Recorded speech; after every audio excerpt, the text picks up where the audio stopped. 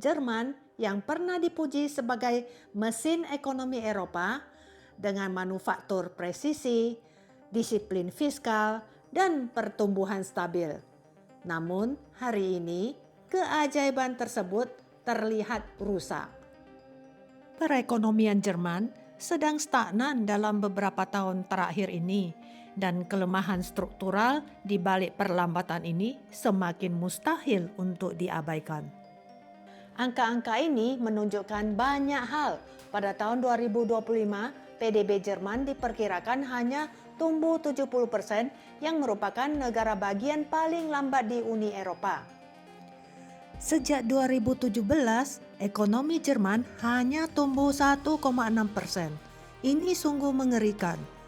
Rata-rata Uni Eropa sebagai perbandingan menunjukkan angka yang jauh lebih sehat, yaitu 9,5%.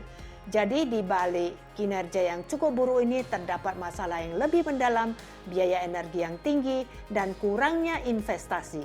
Penurunan ini tampaknya merupakan gejala dari keruntuhan yang lebih luas.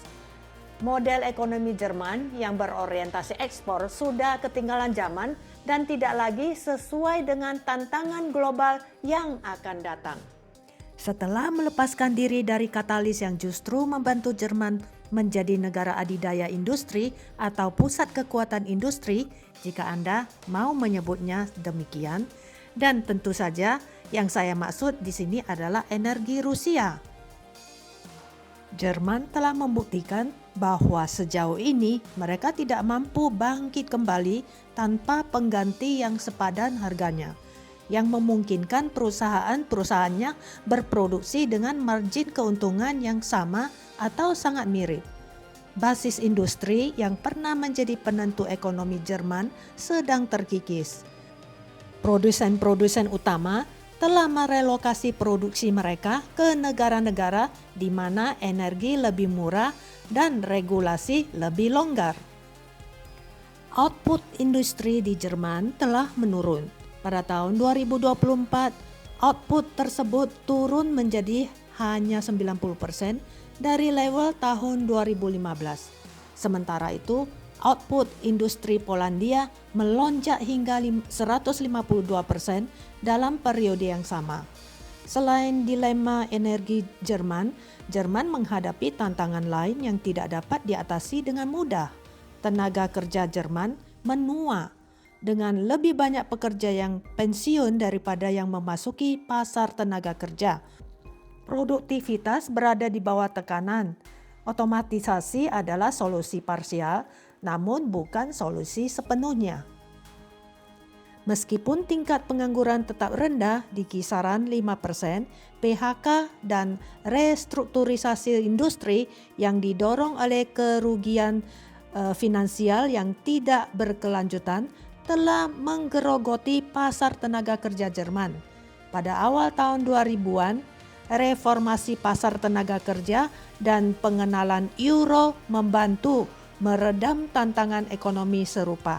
Namun saat ini pilihannya lebih terbatas. Devaluasi mata uang tidak mungkin dilakukan di dalam zona euro, dan pemotongan upah beresiko menimbulkan reaksi sosial dan politik.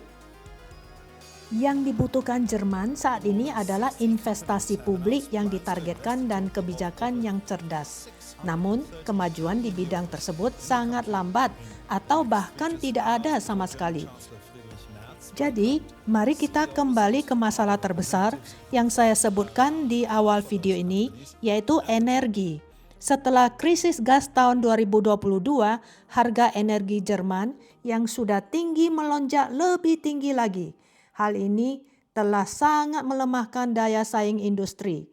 Investasi publik yang dapat meringankan beban dengan memodernisasi infrastruktur atau mengembangkan solusi energi baru terlalu rendah, hanya 2,8% dari PBD. Angka ini jauh di bawah rata-rata Uni Eropa dan jauh lebih rendah daripada negara-negara seperti Polandia dan Swedia yang berinvestasi lebih dari 5%. Dan di sini Anda mungkin bertanya, mengapa investasi di infrastruktur domestik begitu sedikit? Jerman menyediakan total hampir 34 miliar euro setara dengan 37,3 miliar dolar dalam bentuk bantuan bilateral kepada Ukraina hingga akhir 2024 untuk melanjutkan perang proksi melawan Rusia. Dan tentu saja dana tersebut mencakup rekonstruksi, anggaran, dan dukungan militer. Namun, di saat yang sama, Jerman tidak memiliki dana untuk membangun kembali industrinya sendiri. Nah, lapisan regulasi dan prioritas kebijakan luar negeri bertanggung jawab atas masalah tersebut. Jerman sebagian besar gagal mengimbangi industri-industri transformatif baru. Mari kita ambil contoh kendaraan listrik. Meskipun Tiongkok secara agresif mengejar kepemimpinan electric vehicle melalui strategi Made in China 2025, produsen mobil Jerman masih ragu-ragu. Merek-merek Tiongkok seperti BYD dan NIO memasuki pasar Eropa dengan kendaraan listrik yang lebih murah dan lebih baik, bukan kendaraan listrik buatan Jerman.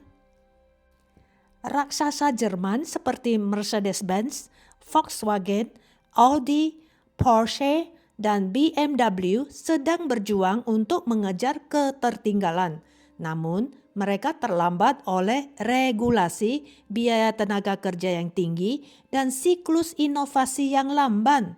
Antara tahun 2017 dan 2023, produksi mobil di Jerman turun lebih dari 25%. Hal ini merupakan pukulan telak bagi industri yang telah lama menjadi andalan ekonomi Jerman. Bahkan menjadi sumber utama ekspor di Jerman. Lebih buruk lagi, tarif AS yang menargetkan ekspor mobil Jerman dapat mempersulit Jerman, menambah tekanan pada sektor yang sudah terpuruk ini. Inilah hal yang sangat penting dan mengapa krisis ekonomi Jerman penting bagi seluruh Uni Eropa. Masalah Jerman tidak berhenti di perbatasannya saja. Jika negaranya goyah, Eropa pun akan goyah. Jerman adalah ekonomi terbesar di Uni Eropa dan banyak negara anggota yang lebih kecil bergantung pada investasi dan perdagangan Jerman. Jerman yang lemah juga dapat mempercepat fragmentasi ekonomi di Uni Eropa. Pada saat yang sama, Eropa Tengah dan Timur justru semakin maju. Negara-negara seperti Polandia, Hongaria, dan Republik Ceko menjadi lebih menarik bagi investor asing. Berkat biaya yang lebih rendah, kebijakan yang lebih masuk akal, dan sektor jasa yang berkembang. Bahkan Spanyol kini mengungguli Jerman dalam hal investasi asing dan inovasi ekonomi. Jadi, apa yang bisa dilakukan di sini? Nah, Jerman membutuhkan kebijakan energi baru yang berani, yang menyeimbangkan kejangkauan, akal sehat, prospek jangka panjang, dan keandalan. Artinya, berinvestasi tidak hanya pada energi terbarukan, tetapi juga pada modernisasi jaringan, solusi penyimpanan, dan kembali ke kebijakan yang sengaja ditinggalkannya saat terjebak dalam pertempuran geopolitik yang tak terkalahkan.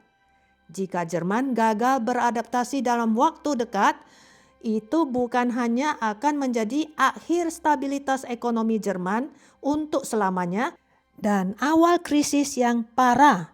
Itu juga bisa menjadi awal dari keruntuhan krisis Eropa. Tunjukkan dukungan Anda dengan memberikan like, subscribe, dan share. Jika Anda berada di Jerman atau Anda pernah tinggal di Jerman ataupun di negara Uni Eropa lainnya, saya ingin sekali mendengar masukan dan pendapat Anda. Apa pendapat Anda?